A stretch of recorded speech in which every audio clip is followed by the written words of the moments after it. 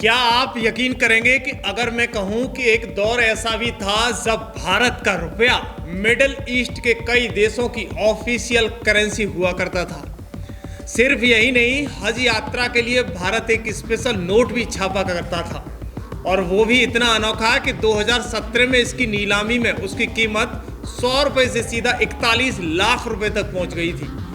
तो चलिए आज आपको ले चलते हैं एक ऐसे दौर में जब भारत सिर्फ अपना देश नहीं था बल्कि अरब देशों की इकोनॉमी को भी कंट्रोल करता था।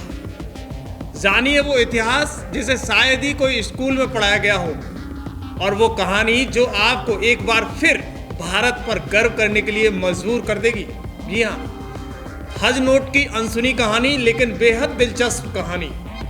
साल था 1959 और भारतीय रिजर्व बैंक ने एक ऐतिहासिक कदम उठाया। हज यात्रा पर जाने वाले मुसाफिरों के लिए खास तौर पर नोट छापे गए, जिन्हें हम आज हज नोट के नाम से भी जानते हैं। इन नोटों की एक खास बात थी कि इन पर हज लिखा हुआ होता था और इनकी सीरियल नंबर HA से शुरू होती थी। ये कोई आम नोट नहीं थे, इन्हें सिर्फ उन्हीं लोगों को दिया जाता था जो सऊदी अरब हज यात्रा पर जा रहे थे। जैसे ही तीर्थयात्री सऊदी पहुंचते, ये नोट वहां की करेंसी रियाल में एक्सचेंज कर लिए जाते थे। मतलब ये नोट सिर्फ करेंसी नहीं, एक श्रद्धा और सरकारी योजना का प्रतीक थे। आज ये नोट बहुत ही दुर्लभ है। दोस्तों, साल 2017 में एक 100 रुपये का हज नोट नीलामी में पेश किया गया तो उसकी बोली सीधे 41 लाख तक पहुंच गई। सोचिए, एक 100 रुपये का नोट और इसकी कीमत लाखों में, क्योंकि वो सिर्फ कागज नहीं था, वो इतिहास था, संस्कृति थी और पहचान का हिस्सा था। ऐसे कई लोग हैं जिनके पास आज भी ये हज नोट है और वो संभाल कर रखे हुए हैं, क्योंकि ये सिर्फ करेंसी नहीं, एक जमाने की कहानी है। भारत अरब देशों का बैंक हुआ करता था। साल 1947 में जब भारत आज़ाद हुआ तो अरब के कई देश ब्रिटिश प्रभाव में थे। यानी ब्रिटेन ने उन देशों पर खर्च बचाने के लिए भारतीय रुपयों को ही इन देशों की करेंसी बना दिया था। इसमें UAE, कुवैत, बहरीन, ओमान और कतर जैसे देशों को भारतीय नोट ही चला करते थे। इन्हीं नोटों को कहा जाता था गल्फ रुपया, और ये भी RBI ही छापा करता था, यानी भारत का राष्ट्रीय रिजर्व बैंक ऑफ इंडिया। लेकिन फिर आई भारत की सबसे बड़ी समस्या, सोने की तस्करी। दरअसल 1950 और 60 के दशक में भारत में सोने की भारी डिमांड थी, लेकिन सरकार ने इंपोर्ट पर भारी टैक्स लगा दिया था। इसी का फायदा उठाते हुए गल्फ देशों में सस्ते सोने की तस्करी शुरू हो गई। लोग भारत के नोट लेकर गल्फ जाते और सस्ता सोना खरीदते हुए फिर स्मगलिंग के जरिए भारत लाकर मोटा मुनाफा कमाते थे। अब साल 1959 तक RBI की रिपोर्ट में बताया गया कि करीब 92.4 मिलियन डॉलर का गोल्ड स्मगलिंग हो चुका था भारत में, और इससे देश का फॉरेन रिजर्व खतरे में पड़ गया था। यानी स्मार्ट सॉल्यूशन गल्फ रुपया और हज नोट निकाला गया। इस संकट से निपटने के लिए फाइनेंस मिनिस्टर मुरारी जी देसाई और RBI गवर्नर HVR अयंगर ने मिलकर गल्फ रुपया पेश किया। ये नोट दिखने में भारतीय नोट जैसे थे, लेकिन सीरियल नंबर, रंग और नियमों में बदलाव था। ये नोट सिर्फ गल्फ देशों में ही चलते थे, भारत में नहीं चलते थे। इसी दौरान हज के लिए भी खास नोट जारी किए गए ताकि तीर्थयात्रियों को भी सुविधा मिल सके और स्मगलिंग को भी बड़े स्टैंडर्ड पर हो रही है जिसे रोका जा सके।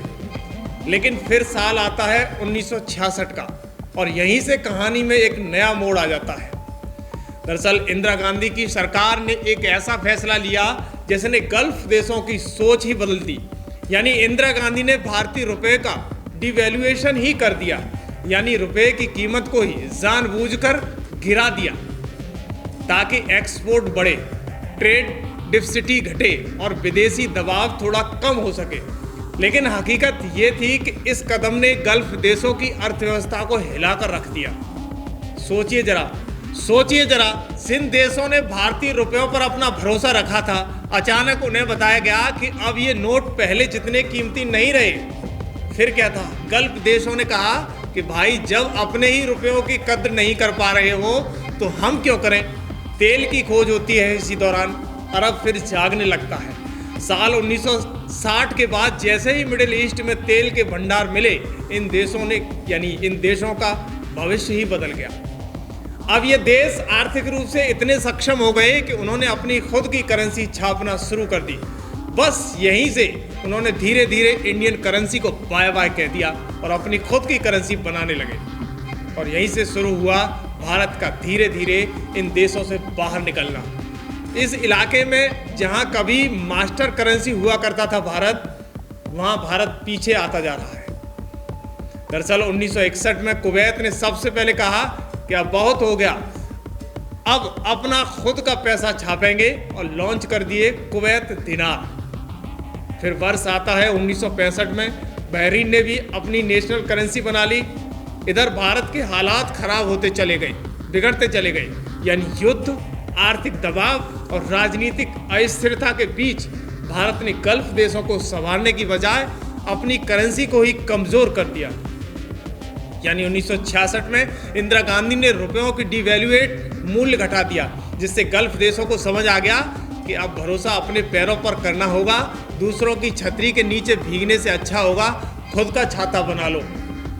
बस फिर क्या था, एक एक करके कतर, ओमान, यूएई और बाकी देशों में भी इंडियन रुपए छोड़ते चले गए, रोक लगा दी। कभी जो भारत गल्फ का बैंकर हुआ करता था, वो अब सिर्फ एक ट्रेड पार्टनर बनकर रह गया। सोचिए जरा, अगर उस वक्त भारत ने सिर्फ अवमूल्यन करने के बजाय गल्फ देशों का साथ एक मजबूत फाइनेंशियल पार्टनरशिप बनाई होती, अगर हमने अपनी करेंसी को संभाल कर रखा होता, अगर हमने गल्फ रुपयों को एक इंटरनेशनल ट्रेड करेंसी की तरह प्रमोट किया होता, तो आज कहानी कुछ और होती। हो सकता है गल्फ देशों की अपनी करेंसी न होती, बल्कि इंडियन गल्फ रुपया ही चलता। हो सकता है कि दुबई की बैंकों में भारतीय रुपए का बोलबाला होता। शायद आज इंडियन रुपया डॉलर या यूरो जैसी ग्लोबल करेंसी की कतार में खड़ा होता। लेकिन क्यों? लेकिन क्या करें? क्योंकि हमने एक मौका गवा दिया। हम अपने ही नोट की कीमत गिराते रहे और दुनिया वालों ने हमें देखकर अपने ही नोट छाप लिए। अब सवाल आपसे है दोस्तों, अगर आज गल्फ देशों में इंडियन करेंसी चल रही होती तो भारत की इकोनॉमी कहां होती? इतिहास की ऐसी अनसुनी कहानी और सच्ची कहानियों के लिए खबर एक्सपर्ट चैनल को सब्सक्राइब करें, क्योंकि जब तक अपने इतिहास को नहीं जानेंगे तब तक अपने देश की असली पहचान को नहीं समझ पाओगे। जय हिंद, जय भारत।